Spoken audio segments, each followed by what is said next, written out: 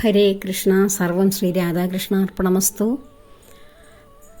ഇന്ന് നമുക്ക് അനേകം ദേവീ ദേവതകളെ ആരാധിക്കുന്നത് കൊണ്ടും ഒരാളെ ആരാധിക്കുന്നത് കൊണ്ടുമുള്ള വ്യത്യാസം നമുക്ക് നോക്കാം. അങ്ങനെ നമ്മുടെ സത്സംഗത്തിൽ ഒരാൾ ചോദിച്ചിരുന്നു, അനേകം പേരെ ആരാധിക്കുന്നത് എന്തിനാണ്, ഒരാളെ ആരാധിച്ചാൽ പോരെ? അങ്ങനെ നമുക്ക് സനാതന ധർമ്മത്തിൽ ധാരാളം സ്വാതന്ത്ര്യമുണ്ട്. നമ്മുടെ ഇഷ്ടപ്രകാരം, അതായത് നമ്മുടെ മനസ്സിന് തൃപ്തി വരുന്ന വിധത്തിൽ ഏത് രൂപങ്ങളെ വേണേലും ആരാധിച്ചാൽ അതെല്ലാം പരമമായ ബ്രഹ്മത്തിൽ എത്തിച്ചേരും എന്നുള്ള സനാതന ധർമ്മം. ഇവിടെ കാണുന്നതെല്ലാം ബ്രഹ്മമാണ്, ബ്രഹ്മത്തിൽ നിന്ന് വ്യത്യസ്തമായിട്ടൊന്നുമില്ല. അപ്പോൾ ഇവിടെ കാണുന്ന എന്തിനേയും നമുക്ക് ആരാധിക്കാം ബ്രഹ്മമായിട്ട്. ബ്രഹ്മസങ്കല്പത്തിൽ വേണം ആരാധിക്കുവാൻ എന്നേ ഉള്ളൂ. പക്ഷെ നമ്മളാരും ബ്രഹ്മസങ്കല്പത്തിലല്ലല്ലോ ആരാധിക്കുന്നത്. നമുക്കിപ്പോൾ കൃഷ്ണനെ വളരെ പ്രിയപ്പെട്ടതാണ്. എല്ലാവരുടെയും മനസ്സിൽ ഉണ്ണിക്കണ്ണൻ അങ്ങനെ താളമേളങ്ങളോടെ വാദ്യഘോഷങ്ങളോടെ ആ വൃന്ദാവന കണ്ണൻ ഓടി നടക്കുകയാണ്. കണ്ണനെ ബ്രഹ്മമായിട്ടാണോ നാം ആരാധിക്കുന്നത്? അല്ല. നമ്മുടെ വാത്സല്യത്തിൻ്റെ, ഭക്തിയുടെ, നമ്മുടെ സന്തോഷത്തിൻ്റെ നിറകുടമായ കണ്ണൻ ഇങ്ങനെ ഓരോ മനസ്സിലും ഓമനക്കണ്ണൻ ഓടി നടക്കുന്നു. അതുപോലെ തന്നെ നമ്മൾ മഹാവിഷ്ണുവിനെ ആരാധിക്കുന്നു. വളരെ ഗാംഭീര്യമായ രൂപത്തിൽ 1000 ഭണങ്ങളുള്ള ആദിശേഷൻ്റെ മെത്ത പോലെയുള്ള ആ ശരീരത്തിൽ ഇങ്ങനെ ഭഗവാൻ വാണരുളുന്നു. സർവ്വ ഋഷീശ്വരന്മാർ, സപ്തഋഷികളും മഹാലക്ഷ്മിയും പഞ്ചഭൂതങ്ങളുടെ ശക്തികളും എല്ലാം ഭഗവാന്റെ മുന്നിൽ ഇങ്ങനെ ഭഗവാന്റെ പത്മപാദങ്ങൾ ആരാധിച്ചുകൊണ്ട് നിൽക്കുന്ന ആ മഹാ തേജസ്വിയായ ഭഗവാന്റെ രൂപം, അതിനെ നമ്മൾ ബ്രഹ്മമായിട്ട് ആരാധിക്കുകയാണോ? അല്ല. നമ്മൾക്കത് അതാത് സങ്കല്പങ്ങളിൽ, ഇപ്പോൾ അനന്തപുരിയിൽ ചെല്ലുമ്പോൾ നമ്മൾ ബ്രഹ്മത്തെയാണോ ആരാധിക്കുന്നത്? അല്ല. അവിടെ കാണുന്ന അനന്തശേഷനാഗത്തിൻ്റെ തൽപ്പത്തിൽ ഇങ്ങനെ കിടക്കുന്ന ഭഗവാനെയാണ്. നമ്മൾ ഗുരുവായൂർ ചെല്ലുമ്പോൾ ഗുരുവായൂർ കണ്ണനെ ആരാധിക്കുന്നു. ബ്രഹ്മസങ്കല്പമാണ് അവിടെയെങ്കിലും നമ്മൾക്ക് ആരാധിക്കുമ്പോൾ അതൊന്നും തോന്നില്ല. ശ്രീ മുരുക ഭഗവാനെയും ഗണപതി ഭഗവാനെയും അയ്യപ്പസ്വാമിയെയും സാക്ഷാൽ മഹാശിവനെയും, നമ്മുടെ ഉള്ളിലെല്ലാം നിറഞ്ഞു നിൽക്കുന്ന ശിവചൈതന്യമായ മഹാശിവനെയും നമ്മൾ ആരാധിക്കുന്നു. ശക്തി സ്വരൂപിണിയായ ദേവിയെ ആരാധിക്കുന്നു. ദേവിയെ ഹൃദയത്തിലേറ്റി ജീവിതം കൊണ്ടുപോകുന്നു ഓരോരുത്തരും. ഇവരെയൊക്കെ ബ്രഹ്മസങ്കല്പത്തിലാണോ നാം ആരാധിക്കുന്നത്? അല്ല. നമ്മളിപ്പോൾ ശ്രീരാമഭക്തനാണ്, അല്ലെങ്കിൽ ഗണപതി ഭക്തനാണ്, അല്ലെങ്കിൽ മുരുക ഭഗവാന്റെ ഭക്തനാണ്. ഇവരെയൊക്കെ അതാത് ഇഷ്ടദേവതാ സങ്കല്പത്തിൽ ആരാധിച്ച് അങ്ങനെ ഒരു ജീവിതം നയിക്കുകയാണെങ്കിൽ നമുക്ക് ആ ഇഷ്ടമൂർത്തിയുടെ പരമഭക്തനായിട്ട് മാത്രമേ അടുത്ത ജന്മത്തിൽ ജനിക്കുവാൻ കഴിയുകയുള്ളൂ. അപ്പോൾ കൃഷ്ണനെ ആരാധിക്കുന്നു. ശ്രീകൃഷ്ണനെ ഞാൻ മുമ്പ് പറഞ്ഞതുപോലെ ആ കൃഷ്ണസങ്കല്പത്തിൽ ഇഷ്ടദേവനായിട്ട് ആരാധിക്കുകയാണെങ്കിൽ ശ്രീകൃഷ്ണൻ്റെ പരമഭക്തനായിട്ടായിരിക്കും നാം ജനിക്കുന്നത്. നമ്മൾ ആരെയാണോ ജനിക്കുന്നത് പോയിക്കോട്ടെ, ഇപ്പോഴത്തെ കാര്യം പറയാം. ആരെയാണോ നാം ആരാധിക്കുന്നത് അവരെ ഇഷ്ടദേവതയായിട്ടാണ് നാം ആരാധിക്കുന്നത് എങ്കിൽ നമുക്ക് അനേക ദേവീ ദേവതാ സങ്കല്പങ്ങളുടെ ആവശ്യമുണ്ട്. നമ്മുടെ ഇഷ്ടങ്ങൾ, നമ്മുടെ മനസ്സിന് ഏറ്റവും അനുയോജ്യമായിട്ട് ഏറ്റവും അടുത്ത് നിൽക്കുന്ന രൂപങ്ങളിൽ, ഭാവങ്ങളിൽ നമുക്ക് ഓരോരുത്തരെയും നമ്മുടെ മനസ്സിൽ വയ്ക്കുന്നു. എന്നാൽ ശ്രീകൃഷ്ണ പരമാത്മാവിനെ നമ്മൾ ആരാധിക്കുമ്പോൾ നമ്മൾ എന്ത് ചെയ്യുന്നു? സാക്ഷാൽ ബ്രഹ്മചൈതന്യമാണ് ശ്രീകൃഷ്ണ പരമാത്മാവ് എന്ന തിരിച്ചറിവോടുകൂടി വേണം നമ്മൾ ആരാധിക്കേണ്ടത്.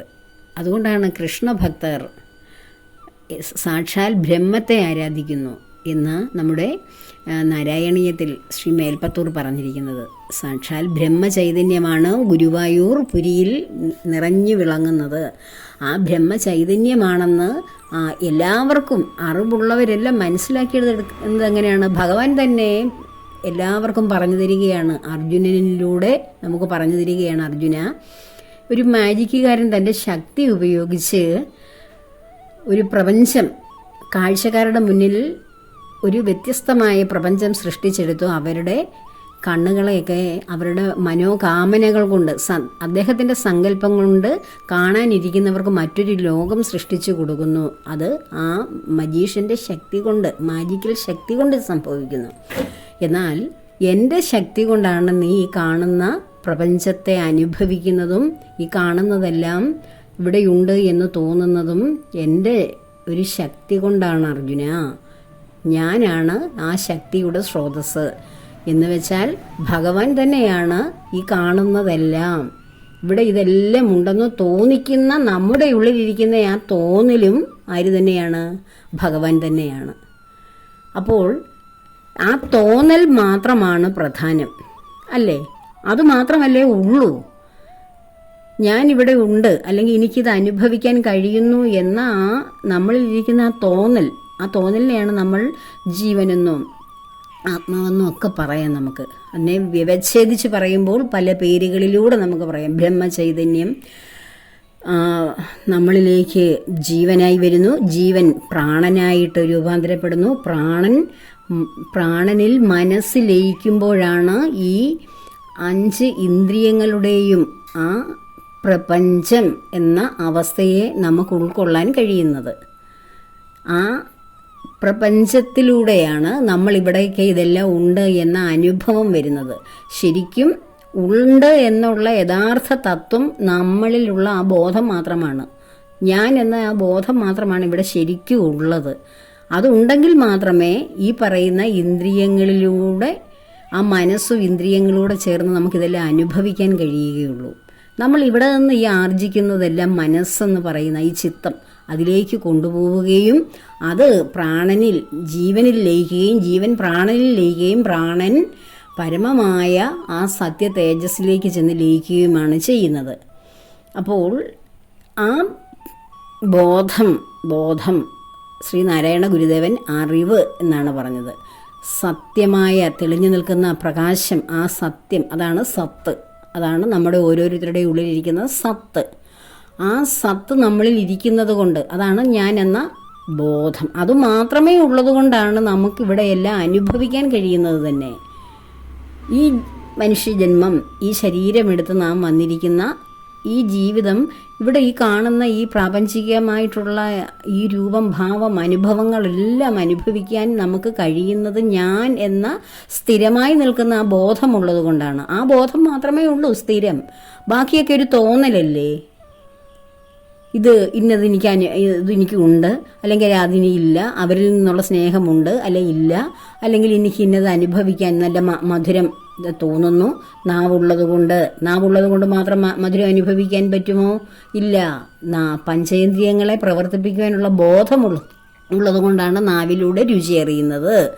ആ മരിച്ചു കഴിയുമ്പോഴും നമ്മുടെ ശരീരത്തിൽ നാവുണ്ടല്ലോ. അപ്പോൾ നമ്മുടെ നാവിലോട്ട് വല്ലതും വെച്ച് തന്നാൽ നമുക്ക് അറിയാൻ പറ്റുമോ? രുചി അറിയാൻ പറ്റുമോ? മരിച്ചു കഴിയുമ്പോഴും നമ്മുടെ മുഖത്ത് കണ്ണുണ്ടല്ലോ, മൂക്കുണ്ടല്ലോ, ഒരു കുഴപ്പവും ഇല്ലല്ലോ. അപ്പോഴും നമ്മുടെ മുന്നിൽ നമ്മളെ അണിയിക്കുന്ന മാലയുടെ മണമൊക്കെ നമുക്കറിയാൻ പറ്റുമോ? ഏതെങ്കിലും അടുത്ത് കൊളുത്തി വെച്ചിരിക്കുന്ന ധൂപങ്ങളുടെ ഗന്ധം നമുക്ക് അനുഭവിക്കാൻ കഴിയുമോ? ഇല്ലല്ലോ. അപ്പോൾ അത് അനുഭവിക്കണമെങ്കിൽ എന്ത് വേണം? അതിലൊരു ബോധം, അതിലിരിക്കുന്ന ഞാൻ വേണം. ആ ഞാനിനെക്കുറിച്ചാണ് ഞാൻ കുറേ ദിവസം കൊണ്ടൊക്കെ സംസാരിക്കുന്നത്. കുറച്ച് നിങ്ങൾ അതിനെക്കുറിച്ചൊക്കെ ഒന്ന് ചിന്തിക്കാൻ വേണ്ടിയാണ്. അപ്പോൾ എല്ലാവരിലും ആ ഒരു ബോധം ഇരിക്കുന്നത് കൊണ്ടാണ് എല്ലാം നമ്മൾ അനുഭവിക്കുന്നത്. അത് തന്നെ ആദ്യം ഒന്ന് അണ്ടർലൈൻ ചെയ്ത് മനസ്സിലാക്കൂ.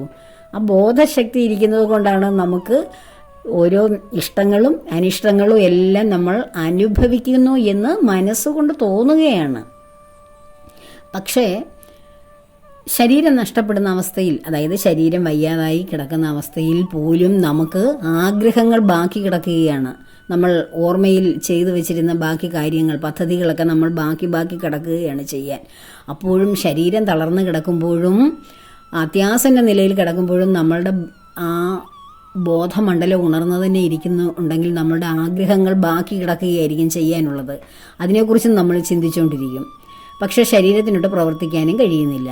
അപ്പോൾ ആ ആഗ്രഹങ്ങളുമായി പോകുന്ന നമ്മുടെ ആ ചിത്തം നമ്മുടെ പ്രാണനിൽ ജീവനിൽ ലയിക്കുന്നു. പ്രാണൻ ബ്രഹ്മത്തിൽ ലയിക്കുന്നു. ആ ബ്രഹ്മ ജ്യോതിസിലേക്ക് അടങ്ങുന്ന അനന്തവിഹായസിലേക്ക് പോകുന്ന ആ ബോധമണ്ഡലം പിന്നീട് ഈ ആഗ്രഹം പൂർത്തീകരിക്കുവാൻ വേണ്ടിയുള്ള മറ്റൊരു വസ്ത്രമാകുന്ന ശരീരം തിരഞ്ഞെടുത്തുകൊണ്ട് വീണ്ടും ആ കർമ്മകാണ്ഡം അനുസരിച്ചുള്ള സ്ഥല നാമഭേദങ്ങളിലൊക്കെ വന്ന് ജനിക്കുന്നു. അത്രയേ ഉള്ളൂ മരണം. അതിനെ ചൊല്ലിയാണ് നമ്മൾ ഒരുപാട് വിഷമിക്കുകയും വേവലാതിപ്പെടുകയൊക്കെ ചെയ്യുന്നത്. എന്തുകൊണ്ടാണ് ഒത്തിരി വിഷമം വരുന്നത്? മരണമെന്ന് കേൾക്കുമ്പോൾ എല്ലാവർക്കും വിഷമം വരുന്നത് എന്തുകൊണ്ടാണ്? ഈ ഭൗതിക പ്രപഞ്ചത്തിൽ നാം ലയിച്ച് ഇവിടെ അങ്ങ് സന്തോഷിച്ച് ഒരുപാട് ആഗ്രഹങ്ങളൊക്കെ ആയിട്ട് നമ്മൾ ജീവിക്കുന്നത് കൊണ്ടാണ്. അയ്യോ, മരണം വരുമ്പോൾ എൻ്റെ എന്തെല്ലാം സംഭവങ്ങൾ ഇവിടെ കിടക്കുന്നു, പ്രിയപ്പെട്ടവരുണ്ട്, ധാരാളം സമ്പാദിച്ചതുണ്ട്, ഞാൻ ആഗ്രഹിച്ച് വാങ്ങിച്ചതെല്ലാം ഉണ്ട്, ഇതൊക്കെ വിട്ടിട്ട് ഞാൻ എങ്ങനെ പോകും എന്ന് തോന്നൽ വരുന്നത് എന്തുകൊണ്ടാണ്? ഇതെല്ലാം എൻ്റെതാണ്, ഞാൻ ഒരുപാട് എല്ലാം ഇവിടെ സ്വരൂപിച്ച് വെച്ചിട്ടുണ്ട് എന്ന സങ്കല്പം നമ്മുടെ ഉള്ളിൽ, തോന്നൽ നമ്മുടെ ഉള്ളിൽ വരുന്നത് കൊണ്ടാണ്. അതുകൊണ്ടാണ് ശ്രീ ബുദ്ധ ഭഗവാനും ഒക്കെ പറയുന്നത് ആഗ്രഹമാണ് എല്ലാ ദുഃഖങ്ങൾക്കും കാരണം. എല്ലാ ദുഃഖങ്ങൾക്കും കാരണമല്ല, പ്രധാനപ്പെട്ട ദുഃഖം മരണ ദുഃഖമാണ്. അത് വരുന്നത് എന്തുകൊണ്ടാണ്? അനേകം ആഗ്രഹങ്ങളുടെ ഫലമായിട്ട് ഇവിടെ പലതും സമ്പാദിച്ചു, ഇനിയും ഒത്തിരി ആഗ്രഹങ്ങൾ പൂർത്തീകരിക്കാനുണ്ട്. ഇതൊക്കെ അങ്ങോട്ട് ഇങ്ങനെ ചിന്തിക്കുമ്പോൾ ഇവിടം വിട്ടു പോകാൻ തോന്നുകയില്ല. അപ്പോൾ ആദ്യം നമ്മൾ വേണ്ടത് എന്താണ്? നമ്മുടെ മനസ്സിനെ അടക്കുകയാണ് വേണ്ടത്. മനസ്സിനെ അടക്കുക എന്ന് വെച്ചാൽ എങ്ങനെയാണ്? തല്ലി അടക്കാൻ പറ്റുമോ? ഇല്ല. നമ്മളുടെ ആഗ്രഹങ്ങൾ അനാവശ്യമായിട്ട് ചാടി നടക്കുന്ന കുരങ്ങുകളെ പോലെ, അല്ലെങ്കിൽ കടിഞ്ഞാണില്ലാതെ പാഞ്ഞ് നടക്കുന്ന കുതിരയൊക്കെ പോലെയുള്ള നമ്മുടെ ഇന്ദ്രിയങ്ങളെ ചെറുതായിട്ടൊന്ന് കൺട്രോൾ ചെയ്ത് കൊണ്ടുവന്നാൽ നമ്മുടെ ആഗ്രഹങ്ങളെയൊക്കെ ചെറുതായിട്ടൊന്ന് നിയന്ത്രിക്കാൻ പറ്റും.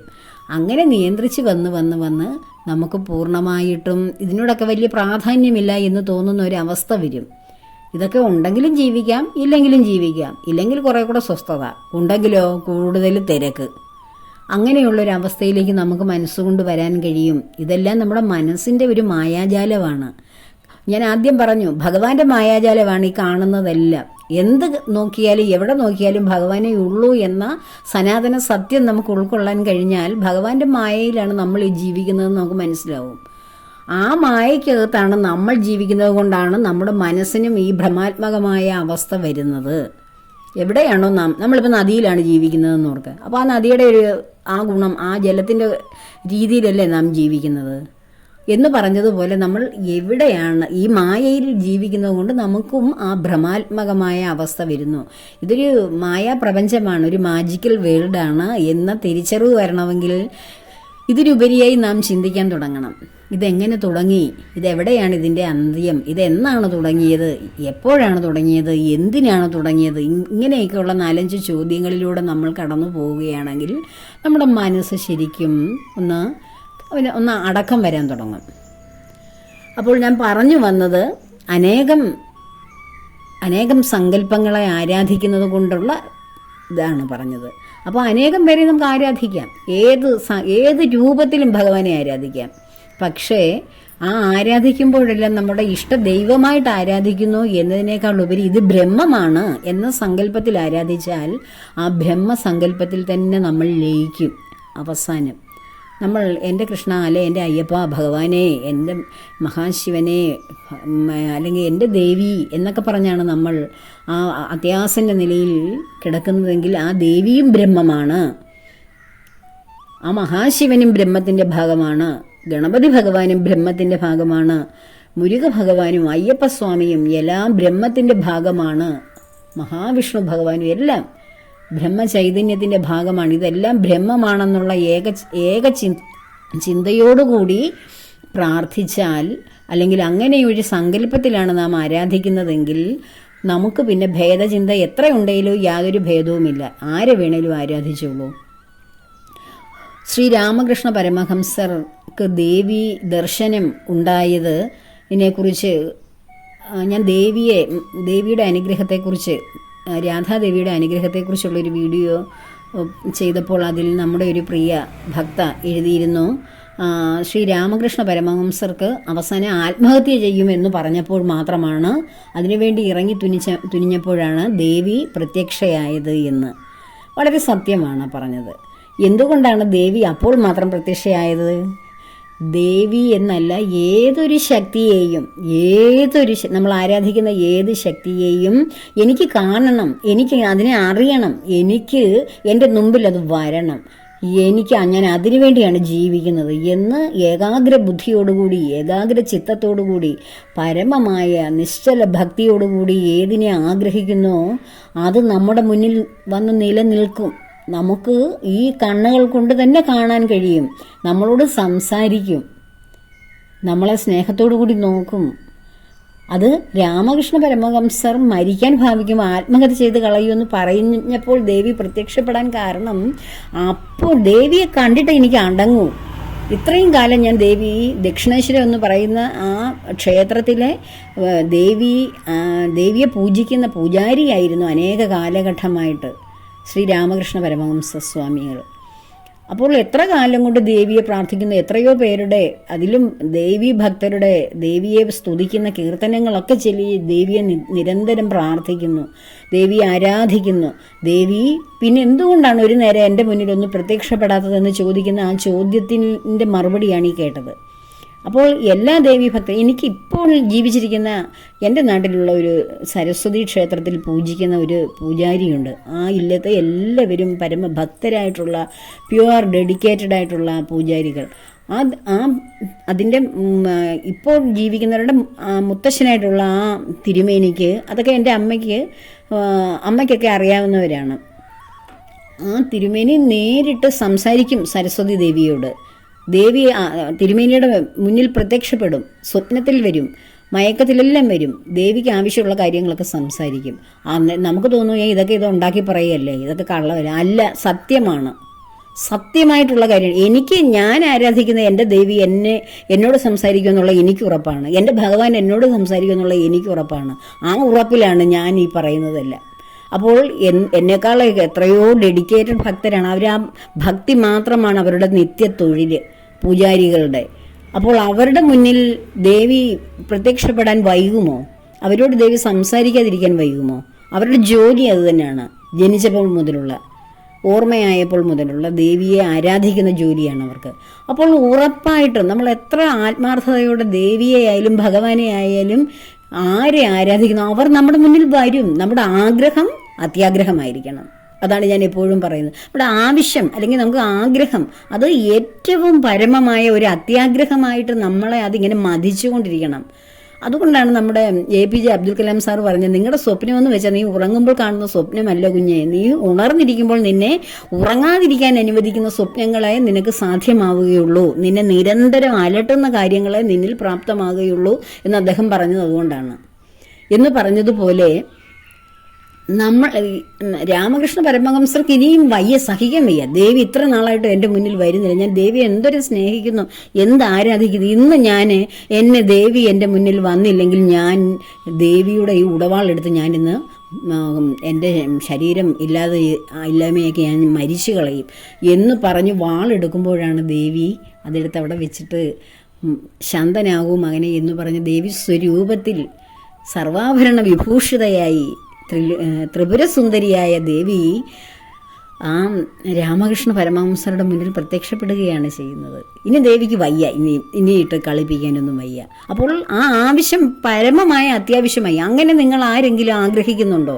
നമ്മൾ ആഗ്രഹിക്കുന്നത് എന്താണ്? നമുക്ക് ദേവിയെയും കാണണ്ട, ഭഗവാനെയും കാണണ്ട, ആരെയും കാണണ്ട, നമ്മുടെ ആവശ്യങ്ങൾ നടന്നാൽ മതി, നമ്മുടെ ആഗ്രഹങ്ങൾ നടന്നാൽ. എനിക്ക് ദേവിയെ കാണണമെന്നും പറഞ്ഞ് പ്രാർത്ഥിച്ചുകൊണ്ട് ദേവിയെ കാണണമെന്ന് ആഗ്രഹിക്കുന്ന, അത്യാഗ്രഹത്തോടു കൂടി ആഗ്രഹിക്കുന്ന ആരുടെയും മുന്നിൽ ദേവി പ്രത്യക്ഷപ്പെട്ടിരിക്കും. ദേവി അവരോട് സംസാരിക്കും. ആ മനോഹര രൂപം ദേവി നമുക്ക് ദർശനം തരും.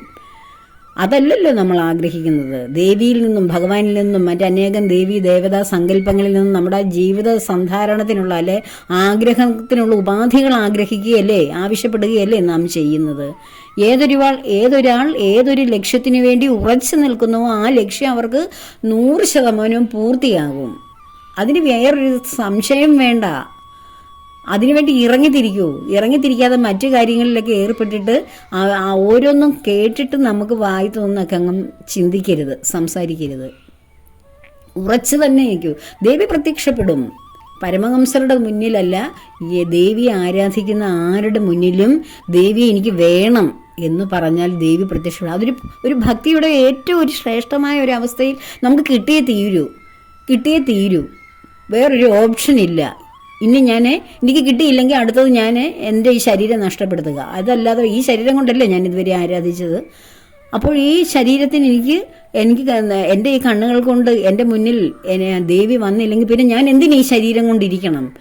അതൊരു ആത്യന്തികമായ ചോദ്യമല്ലേ?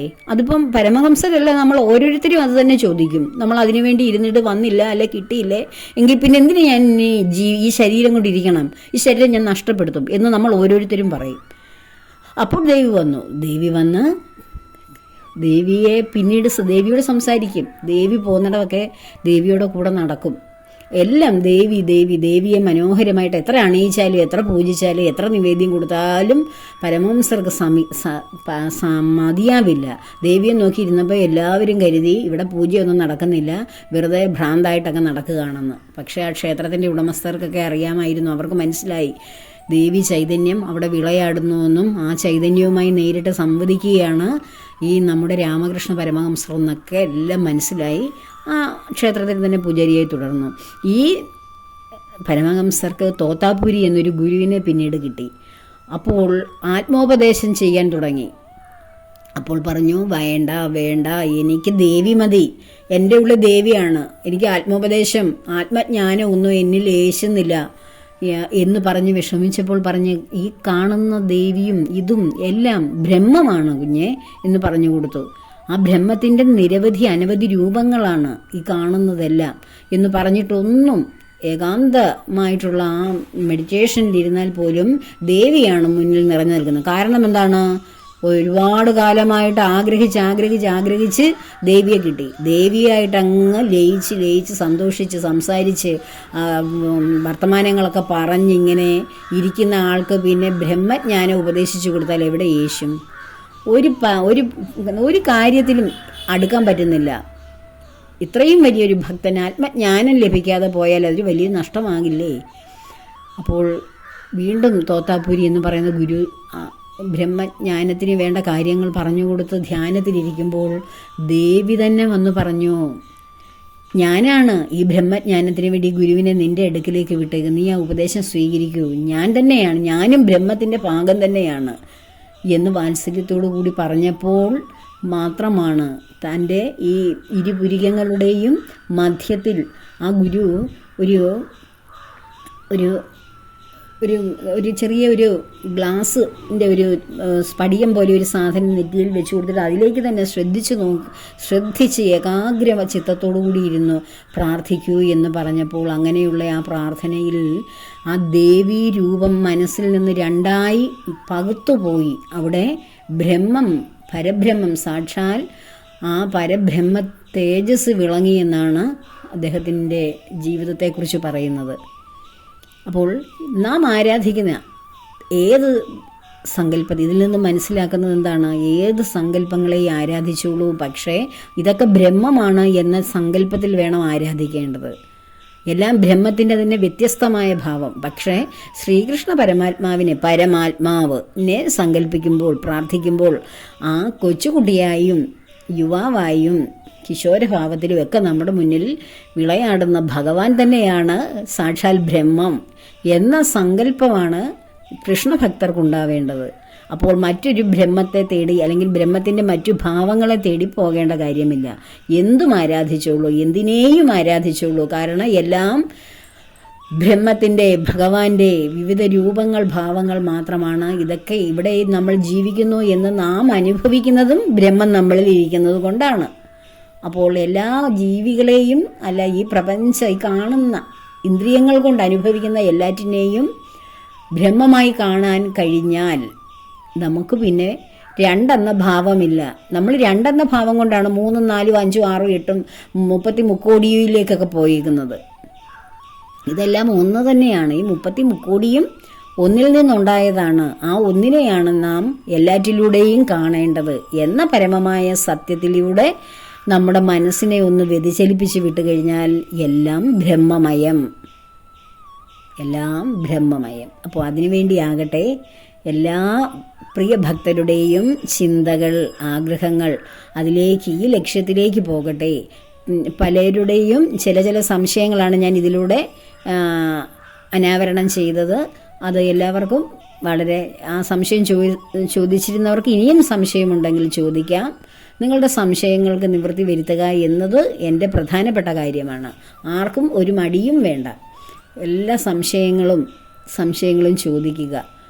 പറഞ്ഞു തരാൻ ഭഗവാൻ അനുവദിക്കുന്നു, അനുഗ്രഹിക്കുന്നു. അതുകൊണ്ട് എൻ്റെ നാവ് അതിനു വേണ്ടി പ്രയോജനപ്പെടുത്തുന്നു. ഭഗവാൻ തരുന്ന വാക്കുകളാണ് എൻ്റെ നാവിലൂടെ ഇങ്ങനെ പ്രവഹിക്കുന്നത്. എല്ലാം ഭഗവാന്റെ പത്മപാദങ്ങൾ ചേർക്കുന്നു. സമസ്ത കർമ്മങ്ങളും ശ്രീ ഭഗവാന്റെ പത്മപാദങ്ങളിൽ ചേർത്ത് പ്രാർത്ഥിക്കുന്നു. ലോകാ സമസ്ത സുഖിനോ.